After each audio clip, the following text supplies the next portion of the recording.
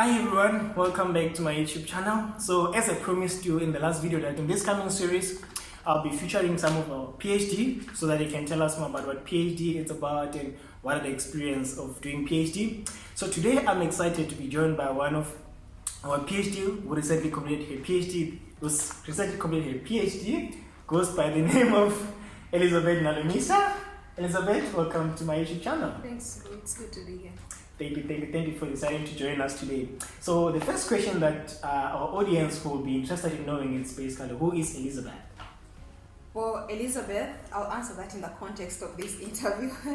Elizabeth, is a Ugandan girl that left her home country to pursue her dream of studying astronomy. Yeah, right. In a nutshell. So, what drove you to do a PhD in astronomy? I did not particularly decide that I'm going to do a PhD in astronomy. I'm going to leave my country to do a PhD in astronomy in South Africa. But for me, it was more of I want to do astronomy. So when I came to South Africa, that's when I realized, I have to have the PhD. Yeah. I shouldn't just stop at the master's. I shouldn't just stop at the master. I shouldn't just stop at the honors or the masters. I should do the PhD as well in order to become a professional astronomer. So it just hit me. Sorry, because I did not have much career guidance as far as astronomy is concerned back home, because we did not really have a course for astronomy, like a Bachelor of Science in astronomy, stuff like that. So I really didn't know what I was getting into, but when I got into it, I was like, well, I want it and I'll go for it. Nice. Like as you're saying now, there was no much information we come from, in terms of astronomy. So what really sparked you to say, this is what I want to do? Because we have someone who's out there who okay, astronomy is very weird thing. It's very random. Yeah, it's random. And especially, it's as a black lady, what makes you to say, I want to do astronomy? What has been that thing? Well, I think my first encounter with anything to do with astronomy was actually, we read a textbook in probably 5th grade, and it was about astronauts, Neil Armstrong, landing on the moon and stuff like that. So it was kind of interesting, a bit intriguing. Yeah. We did this at school, and then somewhere there, still in elementary school, I think we studied about planets, something about planets, and I was like, this is interesting stuff. So I studied somehow. Kids are very curious, they never, a kid cannot sit down and not explore their environment. So I happened to have parents that were into books. My mom was into books. She had lots of books in the house. My father had textbooks. So after I had read my mom's books and got one with him, I moved to my father's books. He mostly had textbooks, not novels. So I got to read books about geology. So my first interest was actually in geophysics. But then the more I got to know about this other planet stuff, and I was like, that stuff is really interesting. I would want to consider it. So I kept reading these textbooks at home, and then when I went into high school, because we have 2 levels of high school, so when I went to high school, we studied some more about the Earth, the solar system. Okay, I forget what part of high school we actually did the solar system. That's like grade 8 or something. But by the time I went to the final part of my high school, I was really sure that I really want to do something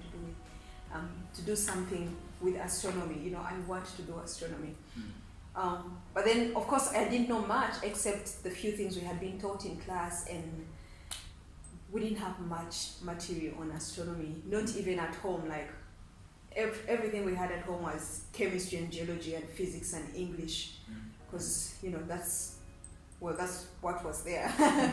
And then when I went to university, actually, I happened to have a lecturer that was so interested in astronomy. Now, he was a physics lecturer, but he was so in love with astronomy. And he wasn't just a lecturer, actually.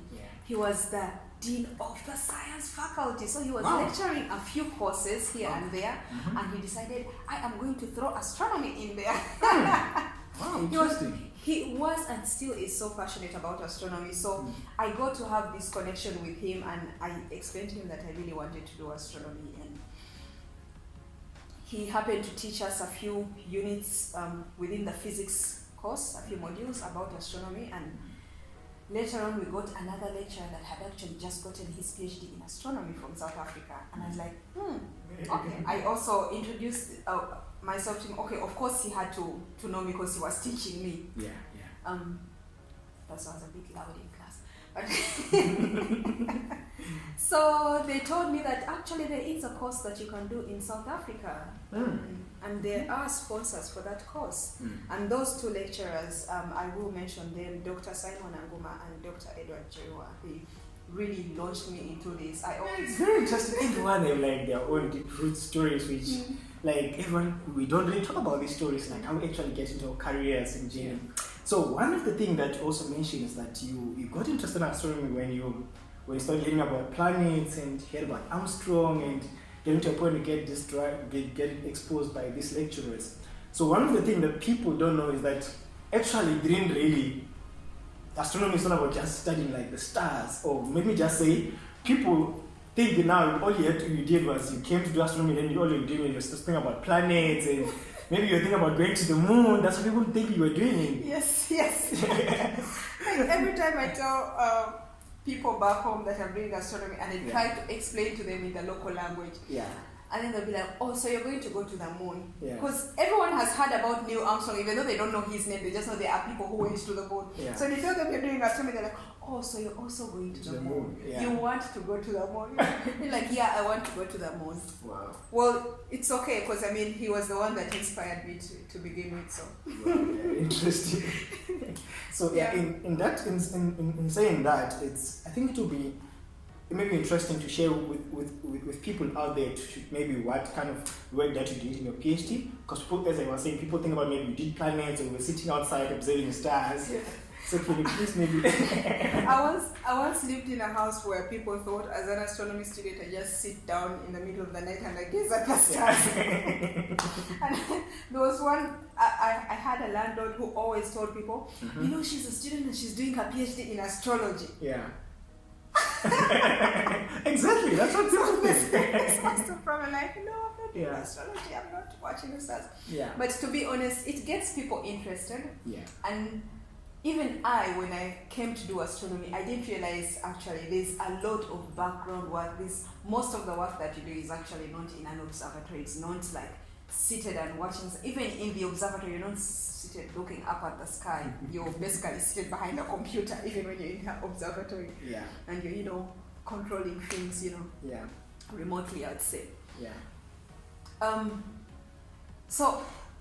But the good thing about that is that it helps people to see the beauty of astronomy, and it also keeps us, those of us who are glued behind our computers dealing with the data and whatnot, it helps us to remember the beauty of astronomy and what started us in the first place. Because it is a beautiful field. There's a lot of hard work that goes into it, but it is a beautiful field, and it is beautiful because the world is beautiful. The universe is beautiful. So my research has been my PhD research. Specifically the PhD research.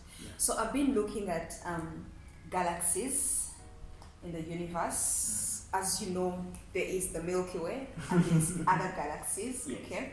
So I've been looking at how stars form in these galaxies. And I've been looking at what are the conditions that lead to stars forming, and I've been looking at a specific set of conditions to deal with, the dynamics inside the body's disks. Let me say bodies in quotes, the disks of these galaxies. So what leads to these gas forming stars? Wow, very, very, very interesting stuff. Although we don't have like all the time to talk about the details of the why do you... I mean, I'm assuming that the details would be bogging down the viewers, so... So what has been the experience like throughout your PhD? What the experience that you had? How was your experience in general doing PhD? Well, it is a collage of experiences. Actually, it's not just one experience. Because as the PhD goes on, life goes on as well. And my experience during the PhD was it is, what should I call it? I used to consider it like a marriage for me. I always told myself I am married to astronomy for now. And it has to work. I'm making it work. But well, it was tough, to be honest. The PhD is always tough. I cannot lie about that. Research is tough because you do not know what is going to come of it. You have expectations, but things come differently. One day you'll get good results, another day you'll not get any results, another day you'll have your theory busted, and you're like, okay, let's look for a new theory. Wow. So it is tough, but it was a learning curve, and it was a good learning curve because you get to appreciate the hard work that goes into all of the beautiful things that you see, and you get to appreciate the hard work that people put into their work, the hard work that people put into your own work. Yeah, that's one other thing I've enjoyed about the community, that people get to help you to work on your work, and they are really invested into seeing you, doing well. Yeah, very, very, very powerful. Very, very powerful. So like as you're saying, it does get tough at some point because in general, we all know PhD is not an easy road. So maybe one of the things that people, I'll say, they would like to know is what kept you going? What kept you going? What kept me going? Many things kept me going on a day-to-day basis, on a minute-to-minute basis, on an hour-to-hour basis. But one thing I would say is, like I was saying, know the reason why you want what you want to do. When you know the reason that started you, when you know what started you, you keep going. You have to find a way of finding the strength. The reason is not going to give you the strength. Like, I will know I want this PhD because this has always been my dream and whatnot. But knowing that this has always been my dream is not going to give me the strength. It will just help me to have the courage to dare, but you'll find other ways of finding the strength. I mean, you'll find encouragement in friends, in family, in church. I'm a Christian. Like, people find strength in different ways, but that thing that keeps whispering to you to find strength to keep going, I think it's whatever started you. Because when you're going through the many years, you kind of forget where you started and the dream that you had. So I guess maybe, in fact, that I think that is the thing with every field, really, not just astronomy, and probably not just PhD. You have to remember why you started and the dream that you had at that beginning. Well, that's powerful advice. I think it's one of the things that I think we tend not to realize that it actually applies also in every field. Like, everyone trying to understand why they're doing what they are doing. One of the challenges that maybe you encountered yourself in a PhD, the main challenge that you had? There's always challenges, There's always challenges. The thing with the PhD is that it's really project management.